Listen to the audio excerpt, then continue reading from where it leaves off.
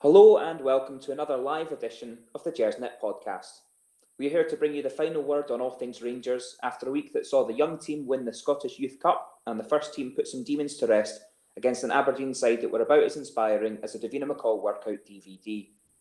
Now, as well as broadcasting live, we're also going to be available for download on iTunes, Stitcher, Acast, Google Play, loads of others. So if it's your first time with us on the show, please do make sure you subscribe so that you don't miss anything from us over the rest of the season. If you are listening live, we've activated the comments here on the YouTube stream, so please do get in touch with your questions. Let us know your comments, your thoughts. We'll try and cover some of those if we can. Now, we've got a really special show in the pipeline tonight. As well as covering the Aberdeen game and the latest transfer gossip, I am delighted to say that we'll be joined by Peter Jenkins a wee bit later on. Now, Peter Jenkins, you may know him as El Fideldo. He's the man behind the RFC Youths blog, which keeps all the fans informed with all the information across the age groups over at Auchenhowie. So we're really looking forward to chatting to Peter about the shape of the academy at Rangers. But before we get into that, let me introduce our guests this evening. It's two gentlemen who will be very familiar to the regular listeners. First up, we've got John McCallum. John, how are you this evening? I'm very well this evening, Ross. Yep, I can't complain. I had a good weekend.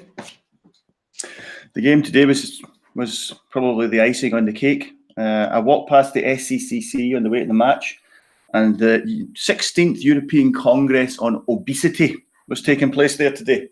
And I walked past and nobody thought I was meant to be going in there. No one thought you were a speaker. It's been a pretty good day all round. Listen, I think the last time you and I were on together was after the Old Firm. Yeah, so I think that proves that Colin is the jinx. Colin is the Jonah, and yep. I think I speak for everyone on the show and everyone listening to the show that we are delighted that Colin is not with us tonight. Absolutely. We've seen the comments. Exactly.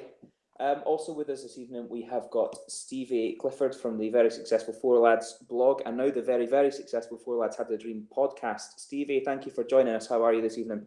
Hello, mate. Yeah, all good. Been a good day. Did you enjoy the game? Yeah, game was good. Pity the opposition were absolutely woeful, but yeah, we done our job. We were good. We were slick, and we'll go on to talk a wee bit more about it, I'm sure. But yeah, definitely pleased with that. Aye, absolutely. So the shape of the show this evening, what we're going to do is we're going to talk about the Aberdeen game for 20 minutes or so. I'm then going to bring in Peter El Fideldo so we can discuss the youths. Obviously, we had a fantastic result midweek. And I was, I live over here in Luxembourg, so there was never any chance of me getting to the game. I was delighted to see it was streamed online so we could all watch that. So we'll be chatting to Peter a wee bit later on, as well as looking at some transfer gossip and the shape of the squads for the season to come. Obviously, there's been some quite cutting remarks from Steven Gerrard following the 4-4 draw behind closed doors against the Liverpool under-23s earlier on in the week. So there's loads to get through on the show tonight. I think the most important, the most pertinent place is to start with the Aberdeen game earlier this afternoon. John, how did you see this one? Obviously, it was quite different to some of the other games we've had against Aberdeen throughout the season so far. I mean, we started the game in the right fashion and went on from there. You hesitate to say that Aberdeen were poor, but Aberdeen were really poor today. And I can't decide if that is because they simply are poor or because Rangers just didn't give them a chance. I was very impressed with how we went about our stuff today. We changed our system a little bit, I felt. I didn't think we had the same width. Flanagan and Tav were pushed wide, but the guys like Arfield, guys, obviously Candace didn't play or come on late, and Kent, who you would expect to be playing wide, were both playing quite central. And I think that kind of threw Aberdeen. I think Gerrard tactically got one over on McInnes, which is maybe something that you've not been able to say has happened every game against Aberdeen this season. So, no, I was delighted. I thought it was a good performance. I didn't think we had anybody who didn't have pass marks. And to be quite honest, beating Aberdeen never gets boring. I'd be quite happy to be Aberdeen every week. It's a wonderful feeling beating Aberdeen, and it's something that we've not experienced enough of this season. Obviously having some really disappointing results, not least in both cup competitions. Stevie, how about yourself? Was there anyone that particularly stood out for you today? Yeah, I think there was a lot of good performances today. Starting obviously right back from the captain, James Tavernier. We had an excellent article this morning on Four Lads by John McIntosh talking about Tav, his importance to his team and his stats and his contribution. And there's a lot of misconception about Tav. I feel that as a captain, if he's not acting, screaming and shouting in people's face, he doesn't seem to get the credit that he deserves. But again today, stood up, the long busting runs from right back. He took the vital penalties. I thought Tav was excellent. I thought Katic was very good, good in the air. He enjoyed that battle, and I don't really think there was a failure. The midfield three have been great recently. Kamara is a diamond. 50,000 is an absolute daylight robbery for him, and he's kind of weird, Kamara. Sometimes you look at him and you think he's lost the ball, and he still manages to tackle and come away with it.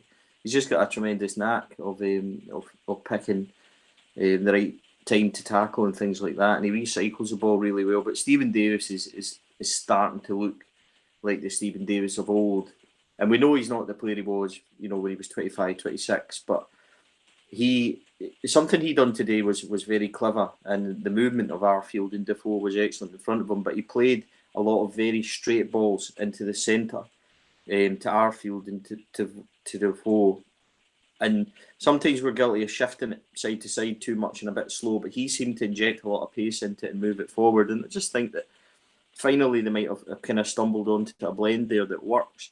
And the formation change were very narrow today, very central, and we were good. The only slight for me is obviously we didn't score from open play. I thought that Ryan Kent had a poor game, and I know that will not be popular to say, but his decision making, his final ball was poor. And sometimes you get that with wingers, and sometimes you get it with Ryan Kent. He has great games, he'll have poorer games. I don't think he was bad today. I just think that nothing that he did kind of came off, and I think that if it had, we could have scored more goals.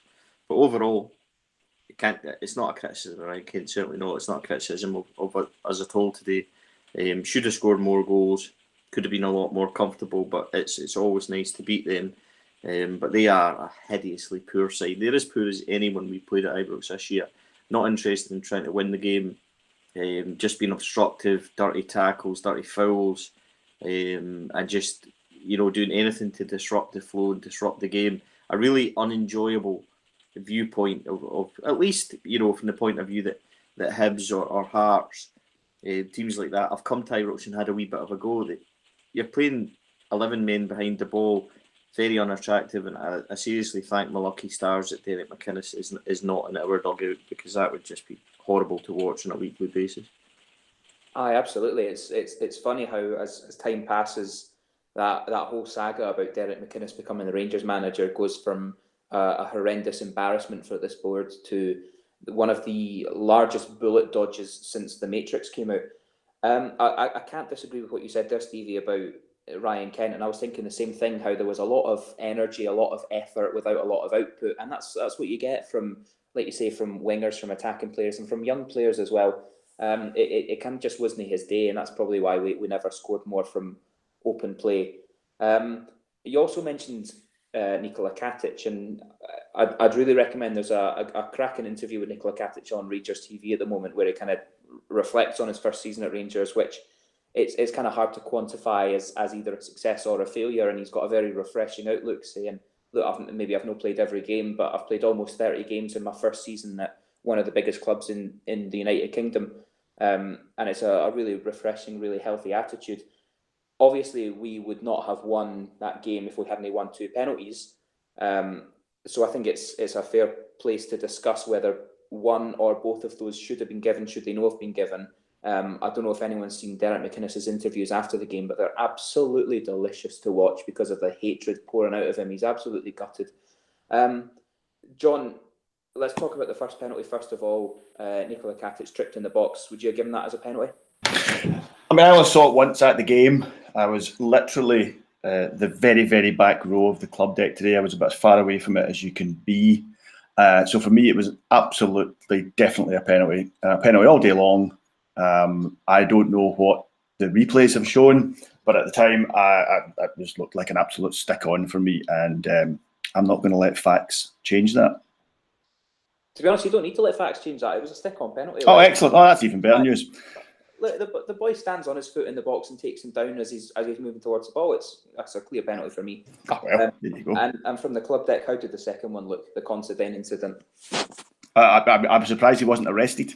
frankly, afterwards, Considine. Again, from where we were, it looked like a penalty. So I'm going with that. A bit of me, I was interested in what Steve was saying there, and Stevie is right, about a lot of what he said. At the same time, beating Aberdeen with 2 dubious penalties actually made it slightly better for me. I quite like beating people when they feel cheated. That kind of adds something to it for me. So I don't know. Both penalties, from where I was sitting, looked absolutely like penalties, but I have heard rumours subsequently that maybe one or both of them might have been soft. Stevie, how about yourself? Hopefully you've had a better view of things than the back row of the club deck. Do you think it's fair to say that one of those penalties might have been soft? No. I sit in GF6, so I'm looking directly at it, and I was screaming for it, and to be quite honest, I'm not really impressed with Gerard's comments with regards to what he said about Katic and going down, because he was on the sidelines absolutely screaming for it as well. If you put your hands across somebody's face, it doesn't matter if you're in the centre circle, in the touch line, or you're in the penalty box, it's a foul. Your hands should be at your side or with justifiable leverage. Now, he was right across Katic's face and he slapped him in it twice. And you know what? So what if he went down and feigned it a wee bit? I want my players to try and win penalties, and that's what people do to us. Now, let's rewind it back 6 months or whatever it was to Morelos when he got sent off against Aberdeen for slapping the boy in the face with his hand and pushing him off, and he went down like a ton of bricks. So do I have any sympathy for them? No, absolutely don't. And do you know what? As John says, see if it is a wee bit dubious, then great, because watching Derek McInnes greeting afterwards and everything else, and it just reminds me of his horrible assistant as well, who'll be cursing his luck, then good. Get it up them. I've got no sympathy for them at all.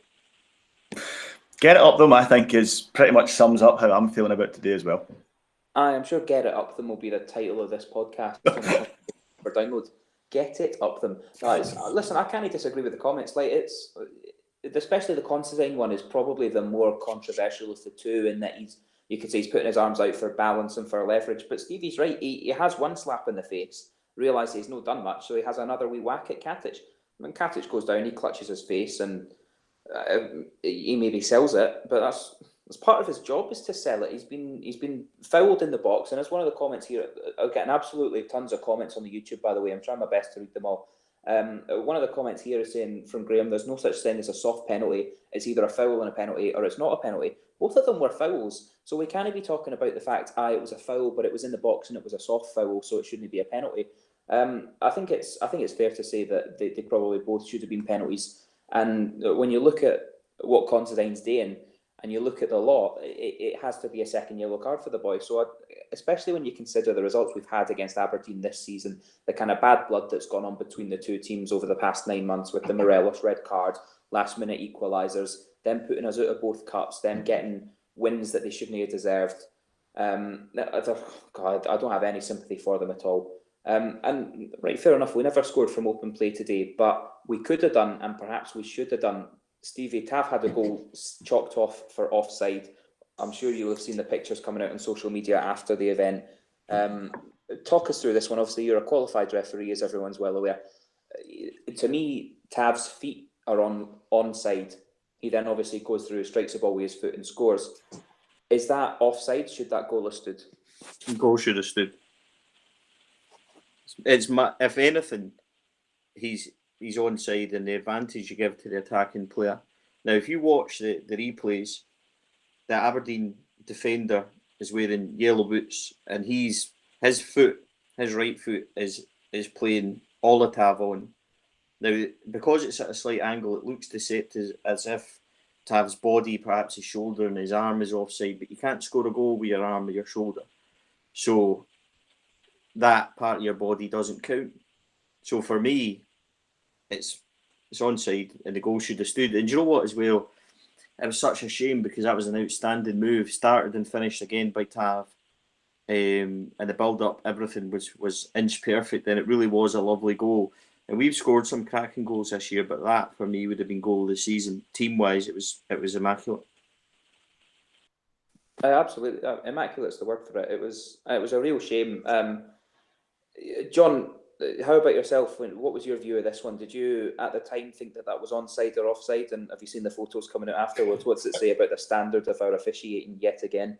Yeah, but at the time, I thought he was offside. At the time, at the time your eye adjusts to him having the ball.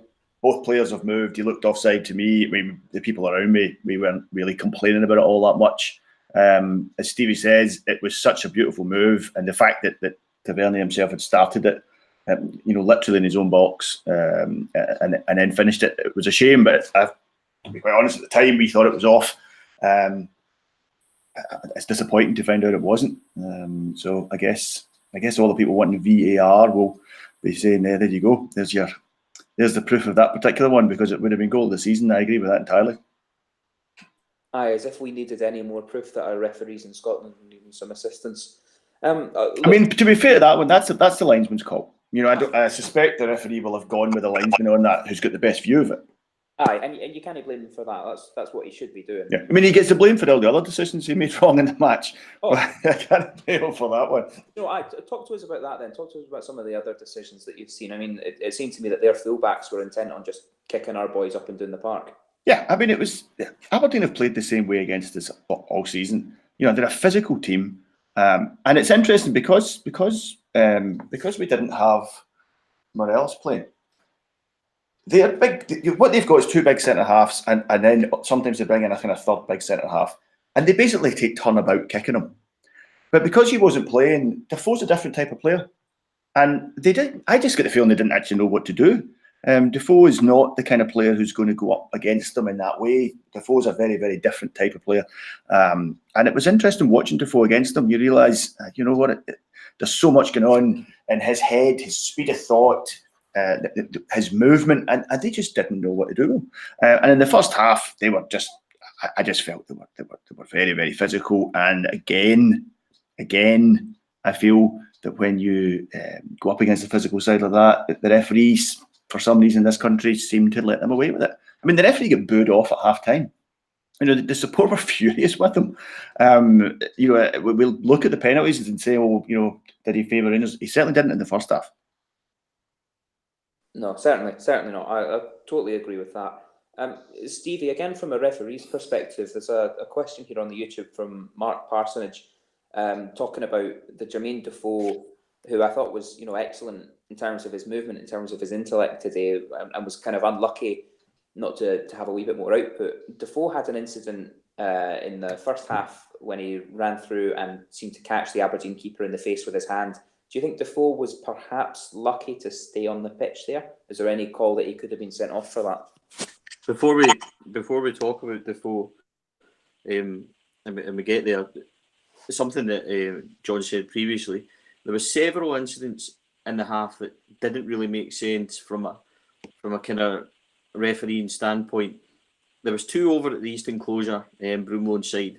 Kamara went down the left, drove on, and he had to hurdle two or three tackles. At least one of them, the boy tried to wipe him out. The other was down the side. Flanagan got wiped out down the side, and then Arfield had a wee kind of grapple at the boy, and he immediately blew and gave the free kick. There's no advantage there. There's no foul given to Rangers on either occasion. Every single time Arfield got the ball, and there was one on the left at the Sandy Jardine side, right in front of us, more or less, that every time Arfield got it, I think it was Considine who was all over him, arms round him, grabbing, pulling, everything. And that's what frustrated, because it seemed to be that any time Rangers had a wee tug, they were immediately given it. And there was another one, Davis was going straight through, and Stevie May came back and pulled him and hauled him back, no foul. And then only a couple of minutes later, Aberdeen were breaking through. I think Lewis Ferguson had it, and I think Ryan Jack had a wee pull at him, and it was immediately given. And that's where the frustration came from the support, because there's no consistency there from Don Robertson at all. And it seemed to be that instead of, and we've talked about this before, instead of giving what he should, he's just managing the game and by the reactions of players and things like that, instead of giving the actual decisions he should be given. But going on to Defoe, at the time I just thought they ran into each other. I didn't think that there was much in it. I mean, Defoe's a tiny wee guy, Lewis is a big guy, So I didn't really think there was anything in it. Controversially, I've seen it again, and I think Defoe's lucky. I'm not going to lie. I think his arm's up. In terms of, is it enough for another yellow to get sent off? No. Is he really meaning it? I don't really know, but it's not something I would have given him the benefit of the doubt in terms of that he's quite a small guy. He's running at full pelt, and he's maybe just putting his arms up to defend himself and kind of block the guy from smacking him, which is fine. But the reason I say he's lucky is that we've seen some decisions that have been given against us this year. Morelos sending off and things like that. I mean, there's been countless decisions that have been poor. And in terms of he's asking the referee to kind of make a decision, but so it's one of those ones that see if he had been given another yellow and he'd been sent off, and looking at the replays, I'm not sure there would have been too many arguments. But I think in that occasion that Robertson got it right, and he's just used a wee bit of common sense in terms of he's more or less just trying to defend himself. I hope that kind of makes sense. I'm not sure that I've kind of explained it properly, but at the time, we were quite far away from it. What we noticed at the time was that even the Aberdeen players didn't seem to make that much of it. There was a couple of them come over and had a chat with the referee about it, but they didn't seem to make that big a deal of it. So we felt at the time, it must have been okay. We joked. The guy next to me, we actually joked that had that been Morelos, that every single member of the Aberdeen team and their backroom staff would have been on the pitch to the referee. But because it was Defoe, they seemed to react differently to it. So I don't know if that influenced the referee. I'm not sure how good a view of it he got. I mean, I was the same as Stevie in that when I seen it, at full speed, I couldn't even really tell if there'd been any contact between the two of them. It almost seemed like Defoe had sort of run into the ball that Joe Lewis was holding out, and then Joe Lewis has gone down to make a wee bit of a meal of it. Seeing it back, I think it's. I'm slightly concerned that there might be retrospective action on that, although I don't know. It probably depends on what the referee puts in his match report. I don't know, and it's an interesting point, raising the fact that if it was Morelos, how different could things have been? Can there be retrospective action if the ref saw it and already booked him? I didn't know there could be retrospective action in that. Well, Bobby Madden was looking right at Alan McGregor up in Pittodrie, and almost unbelievably, as if he's some sort of magician, managed to say that he hadn't seen it, and when the pictures were shown, he was looking right at it. So I think we're at a stage where the compliance officer, if she's managing to hide our Celtic colours, can just do what she wants. That's fair enough, actually. Come on, let's be honest about it. The compliance officer is no friend of ours. Scott Brown's got free rein to do whatever he wants in Scottish football. We've seen it yesterday. He pushed somebody over and it was play on. So let's be honest here, guys. When it comes to Claire White and the compliance officer with Rangers, then we should be prepared to expect, the unexpected. Aye, that's the thing, and it's a slight worry that Defoe might have put himself in that position. Guys, there's so much more that we can say about this Aberdeen game, and I'm conscious of time. Obviously, we've got so much more to get through this evening. What we're going to do is we're going to continue this conversation over on the Gersnet forum. So I'll provide you all with a link for that later. You can, if you're not registered yet, get yourself registered. Myself, Stevie, John, we're all members there. We'll all be getting involved with the chat. So we'll make sure we carry on this discussion on the forums. What I want to do now, though, is I want to bring in Peter Jenkins. Now, as I mentioned at the top of the show, we're very lucky to be joined by Peter this evening, also known as El Fideldo across various online platforms. Peter is the Rangers Youths guru who runs the Rangers Youths blog, covering all the age groups coming out of Auchenhowie. Peter, thank you very, very much for giving up your time and joining us this evening. It's a pleasure. I'm quite happy to encourage MD to go and watch the youths. It's something I've done over a long period of time, way before social media, and actually it was just due to a lack of coverage from the official Rangers site on what was the youth league at the time that made me start the blog, which has now been going for 11 years. I was always going to some of the younger games as well, so it was just a kind of natural following that if I was at a game, then I did a wee match report on it. If anybody's seen the blog, I try and keep my opinion out it, and I think I'm quite successful in that. It's match reports, and it is match reports. I don't think it comes across that who I think the star players are in each age group, which obviously have my opinions, but the nature of what I do means that I have a kind of relationship with parents and players, and I think most parents think their boy's the best player. So, Sure. as I say, I think I strike the right balance. I've seen highs and lows. I think at the moment we're in a good place, but we need to take the next step. It's great to win the Youth Cup the other night. We could win another few trophies in the next couple of weeks.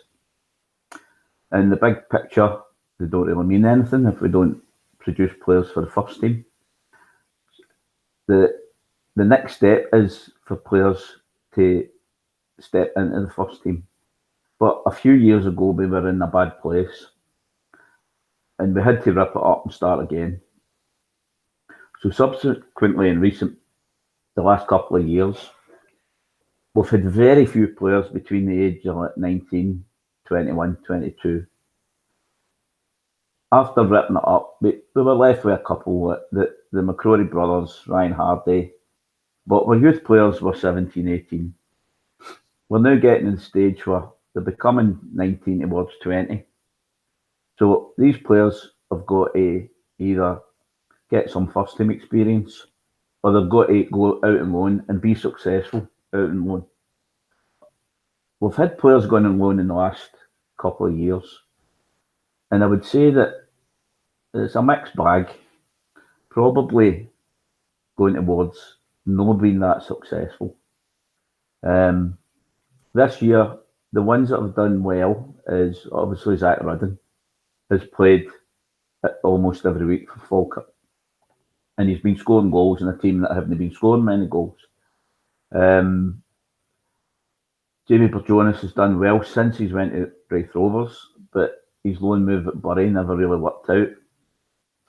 Other players, it's been a bit mixed. Like Jordan Houston was doing well at Airdrie. He then went to play for Scotland 19s, and while he was away, Airdrie had a couple of good results, so Jordan lost his place.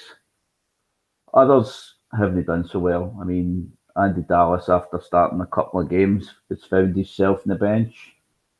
First half of the season, Liam Burke was in a similar position at Alloa, and then ended up being a regular sub.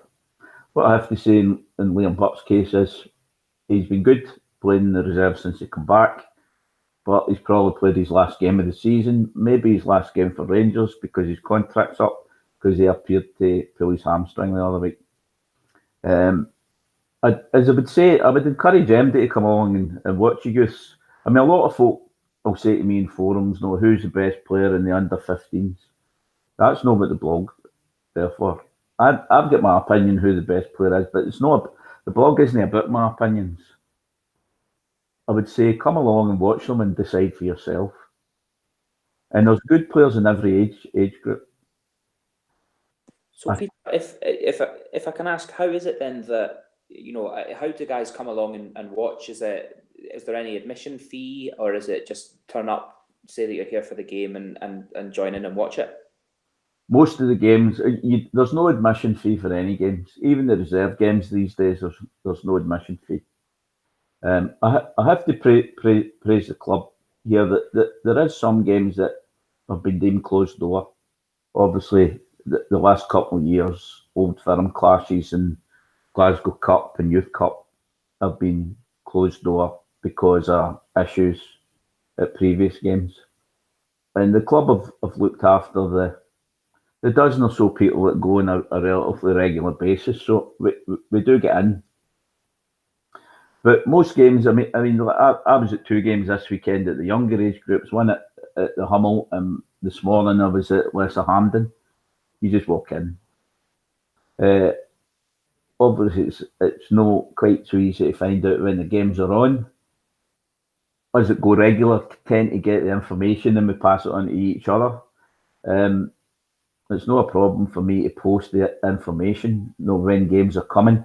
But the only qualifier I would say is they can change. I could post that there's a game coming up on Wednesday and then it doesn't happen for one reason or other, or the kickoff gets changed. So they don't really have a structured fixture list as such.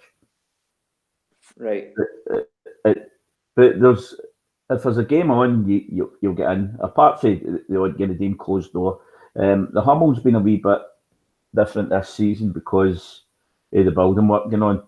Aye. But really, it's more just a case of that you can't park in there. So I don't know if you know that Auchenhowie, there's a tennis club just along the road. So most games, if it's during the day, most games you would have to park there. You'll not get parking in the complex when the first team are in.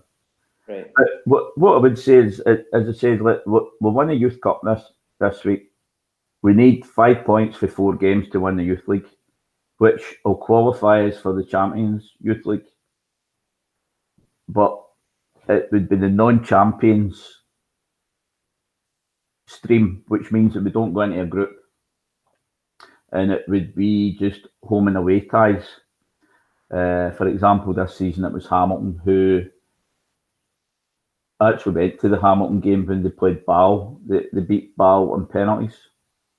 And they then played a Danish team that knocked out with a Danish team.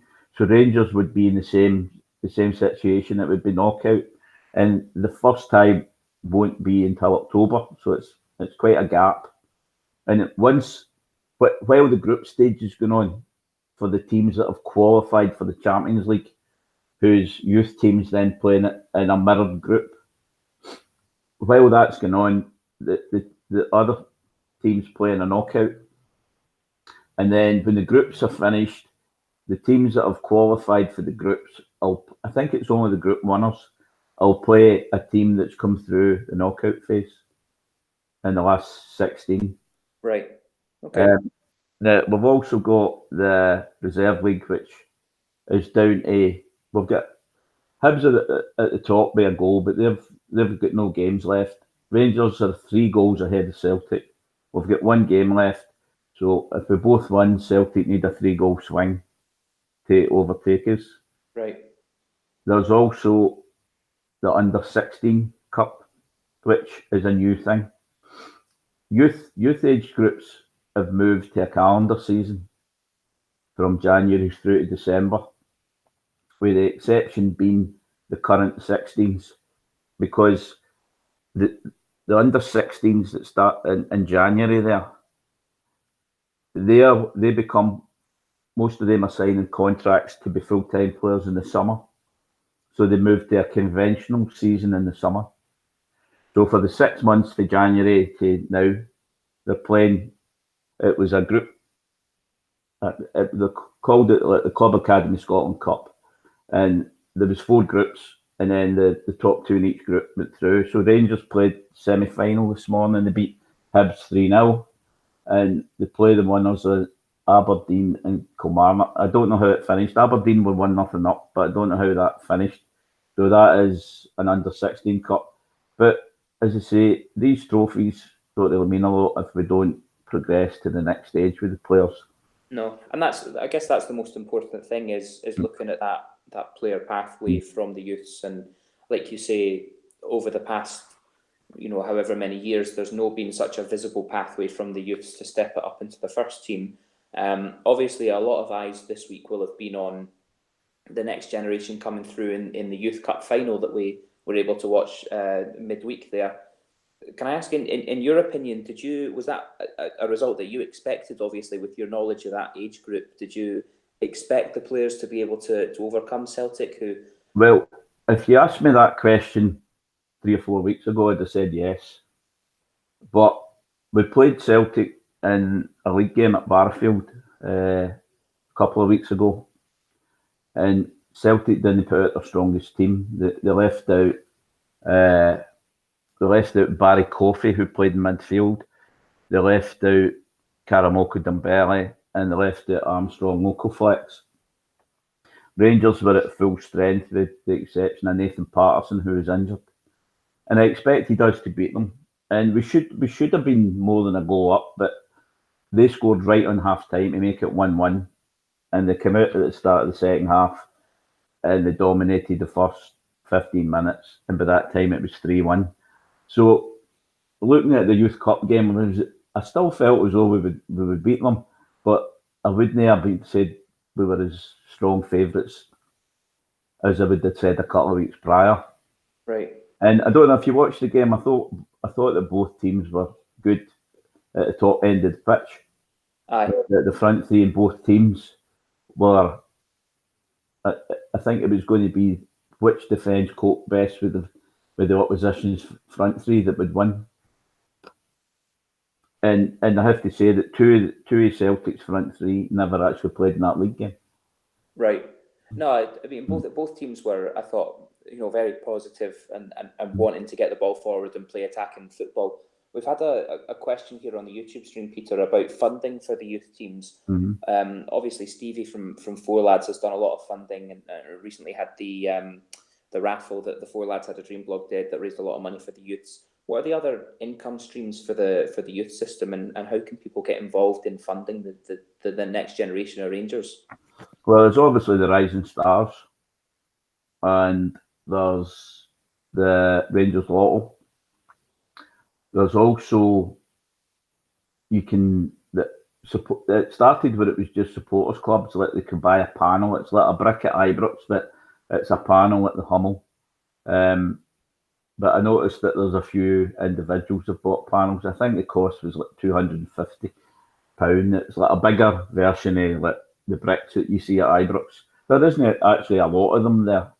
And there's a budget from, obviously, the club goes to the youths as well.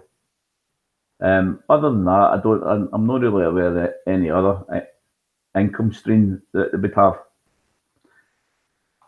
But going back to the Youth Cup final, what I would say, a lot of folk would have watched that, and that's maybe the first I've seen the youth teams. And it's not really a criticism, but a lot of people don't really have any perception of where youth like that the under 18s sit in terms of the first team. The Rangers did well on Thursday, and we deserved to win the game. But we beat Celtic's under 18s. We didn't beat Celtic. We beat Celtic's under 18s. None of them have played in Celtic's first team. The previous league game, we beat Motherwell. None of them have played in Motherwell's first team. So a lot of folk are looking at these players and think we should have them in the first team. A better indication of who is maybe worth a promotion in the last couple of games is Tuesday's Glasgow Cup game, which is under 20. Because you've got players most of the players that played on Thursday night don't play in the reserves on a regular basis. The exception to that would be Josh McPake. He's played fairly regular in the reserves. Whether one or two others have played the odd time, like Dapo, Mabudi, Kai Kennedy. They've played the odd time.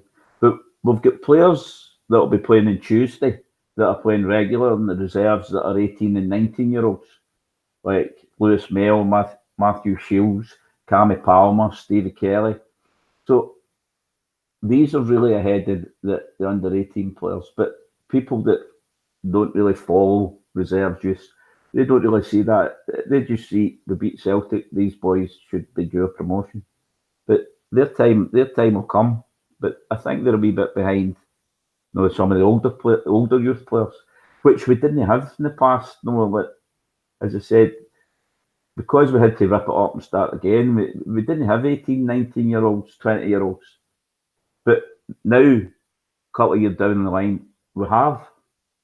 And it's these 18, 19, 20-year-olds that we're really got to push on, either into the team where we can, or get them out on loan, but they've got to play if they're out on loan. If they go out on loan and end up sitting on the bench for a championship team, then it's not really progress. No, absolutely. Now the Glasgow Cup game in the week, is that open to the public, or is that a behind closed doors game? No, unfortunately, if we'd been playing Thistle or Queen's Park, it would have been open. But because of history of recent games, there was a game in particular at Firhill where it's cost, because of the recent trouble that's been at these games. The police costs, the police will not let them go with minimal policing. So if they want to have it open to the public, the police are saying, well, this is the policing that we need to police that game. And that cost then goes to the clubs and either the SFA for the Youth Cup or the Glasgow FA for the Glasgow Cup. And also, I think in some of the recent things that's happened in first team games as well, the chances of these games being open this season was non-existent, I would say. I don't know what the situation is for Tuesday. I know that the Youth Cup, each club got 750 tickets, but they weren't allowed to just distribute them to anybody.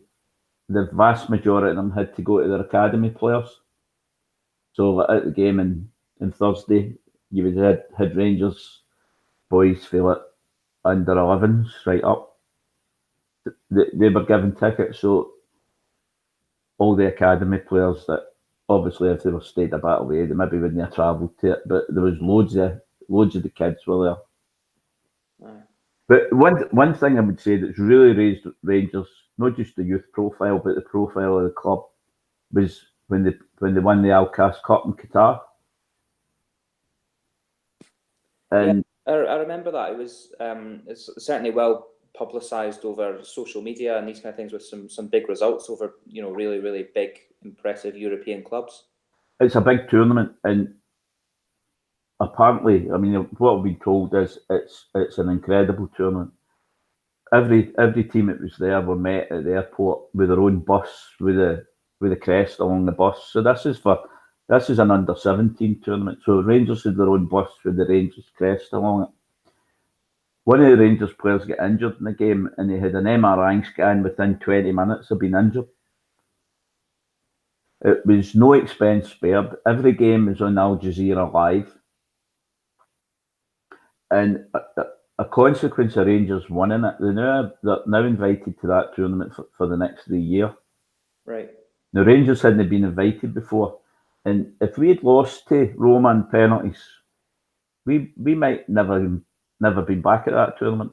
Or we certainly wouldn't have been back within the next couple of years. It might have been 10 years. But because we've won it, we're back for the next 3 years, guaranteed. And I don't think it costs the club anything. Because it's Qatar, the money behind it is unbelievable. Good. No, it's great. I remember it all happening and the buzz that was built up around it, and you could tell that this was, something big, something momentous.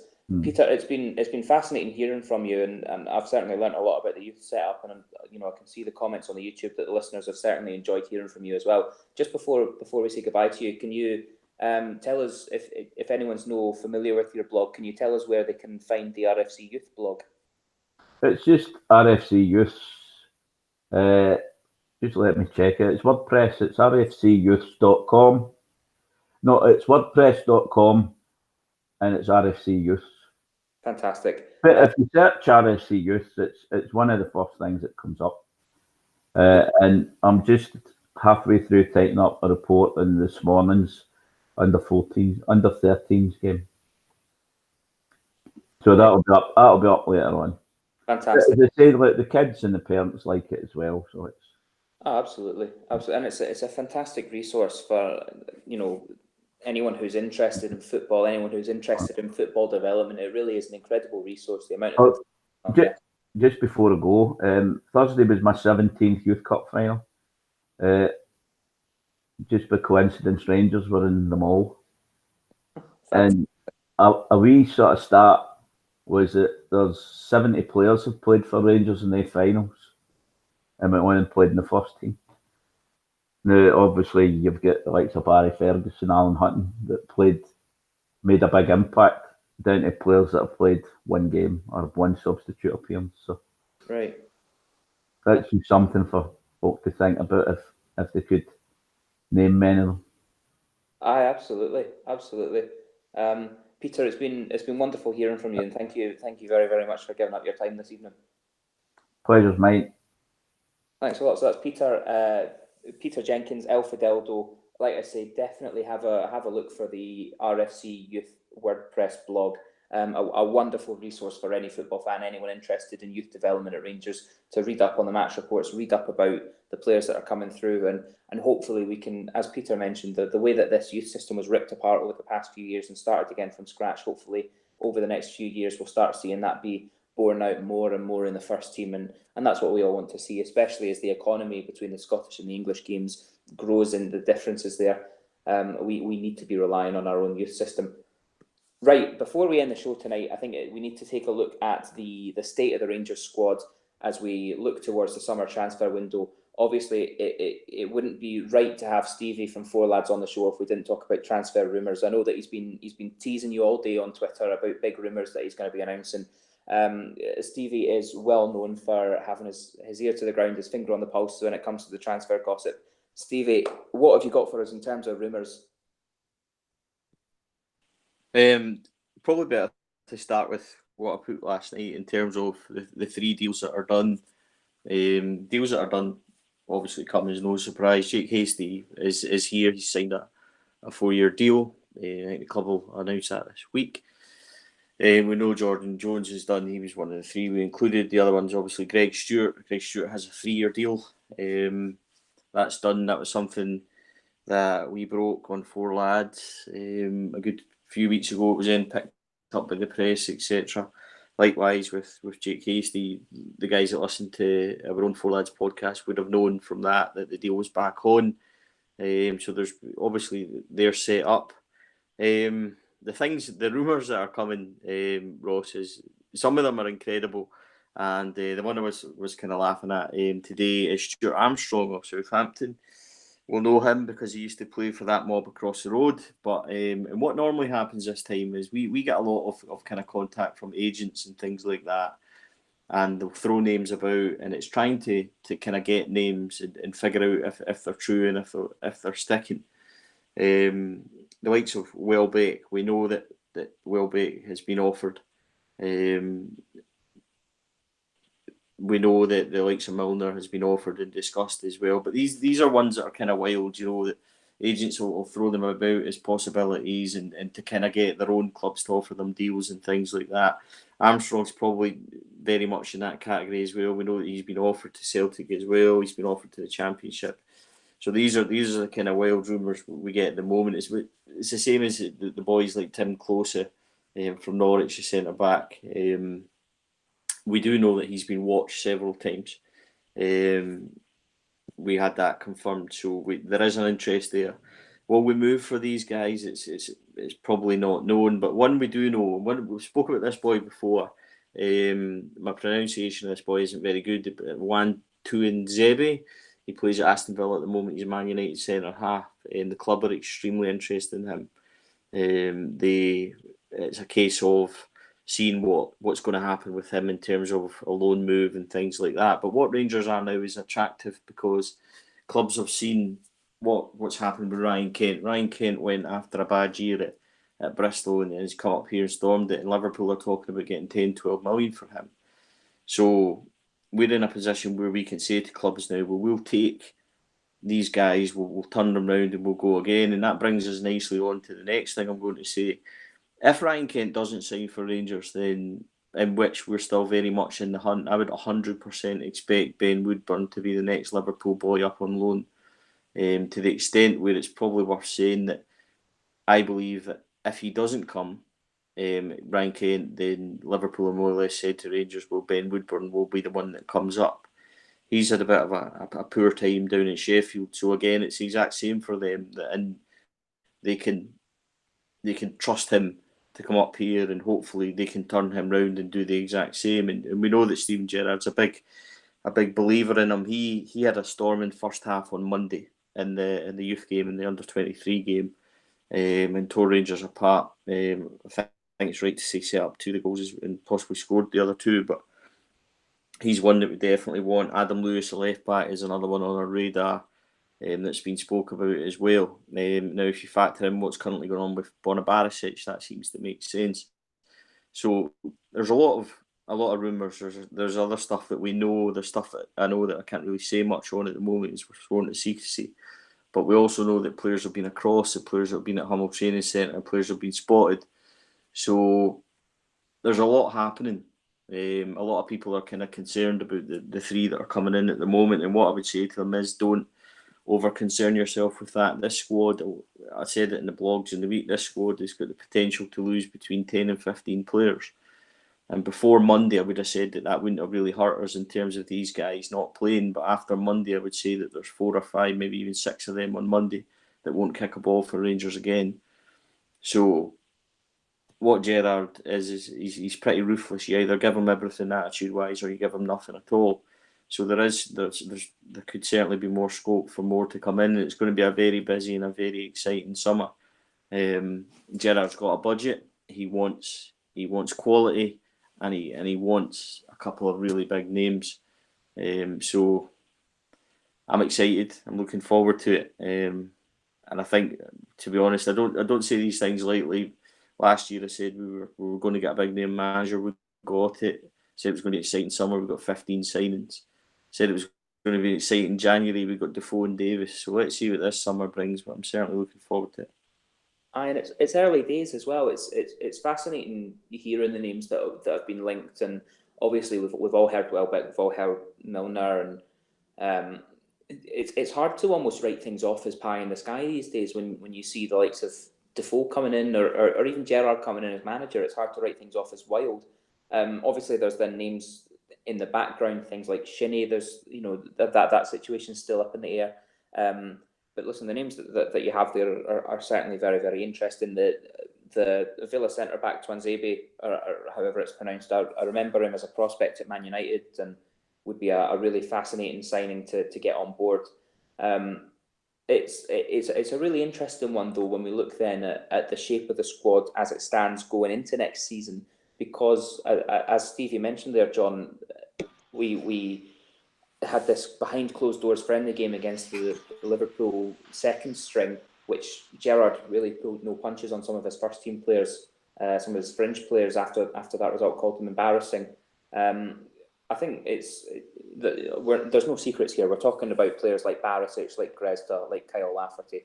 After the comments Gerrard's made this week, do you see any future for those three players at Rangers? I watched Lee Wallace come on today, who this time last year had no future at Rangers, and he's obviously had a contract and decided to see it out. And I suppose that's the problem with the three players you've just mentioned. All three of them have contracts, and it's up the power in that particular dynamic rests with them. All three of them have disappointed.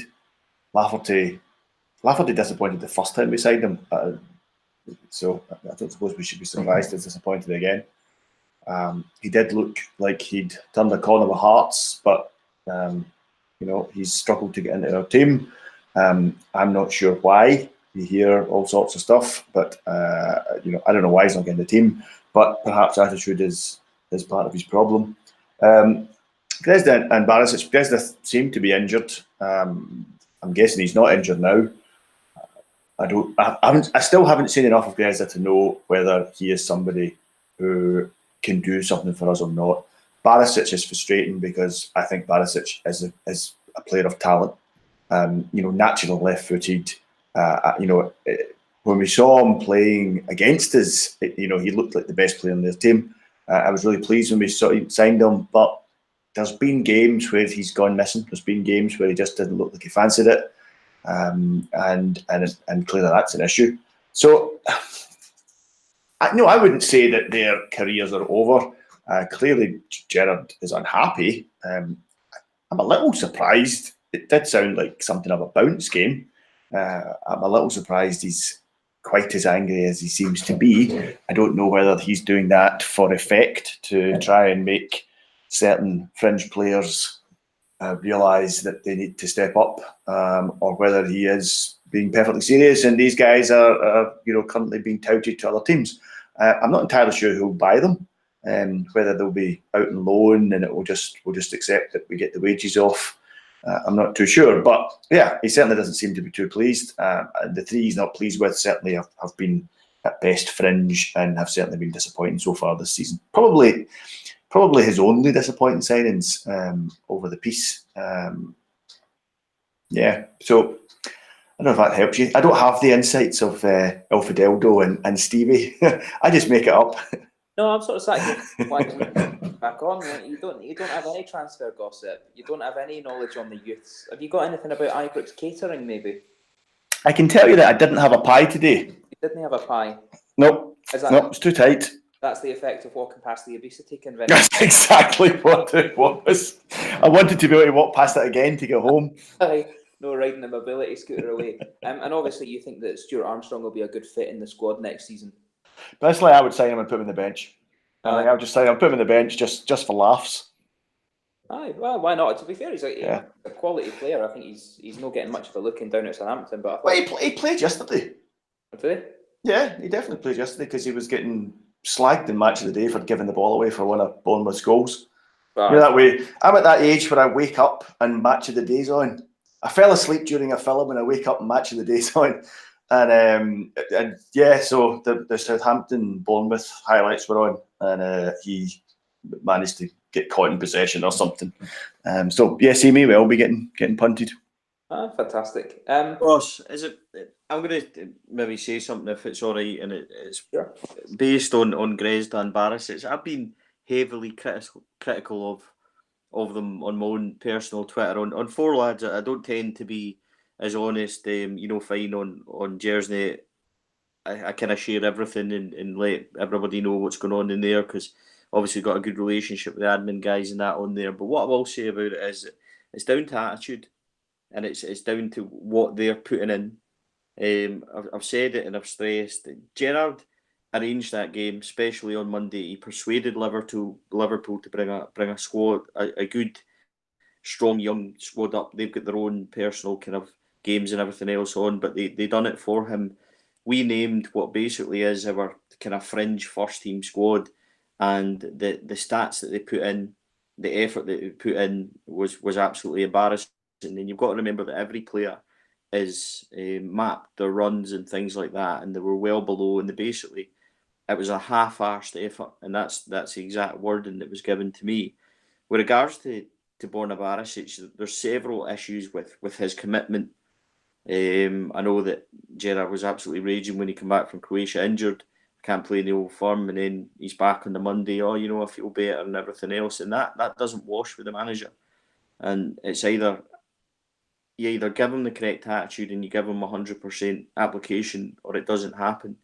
And Gresda's got more points off Police Scotland than he's won on the pitch for Rangers. It's absolutely embarrassing, his behaviour off field, and that transcends into half-arsed effort on the training pitch and everything else. And these guys, they've just, and that's why I get mad at the Mark Allen thing and things like that. And he goes on about how we've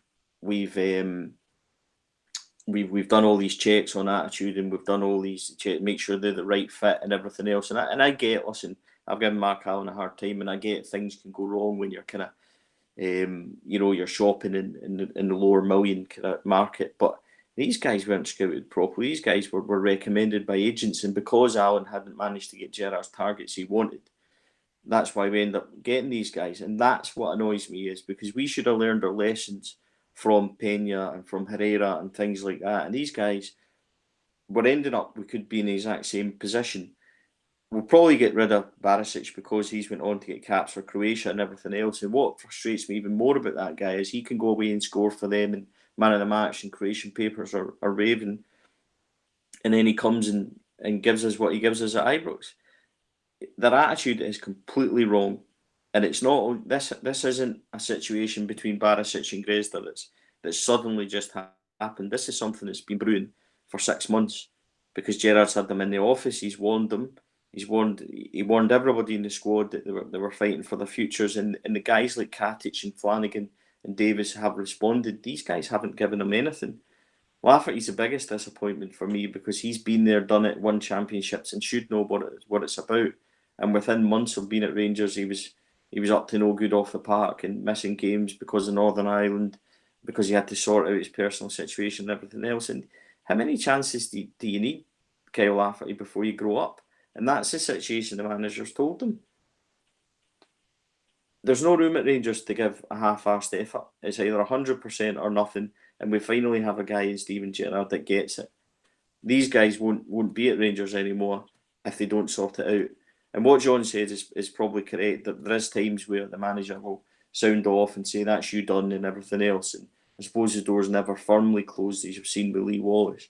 But I'd be amazed now. You look at the 4 players that you hauled off at half-time: Koulibaly, Lafferty, Barisic, Gersnet, nowhere near the squad today. I'd be amazed if you see any of them in the running. And I would be even further to say if these guys aren't put out the door in the summer.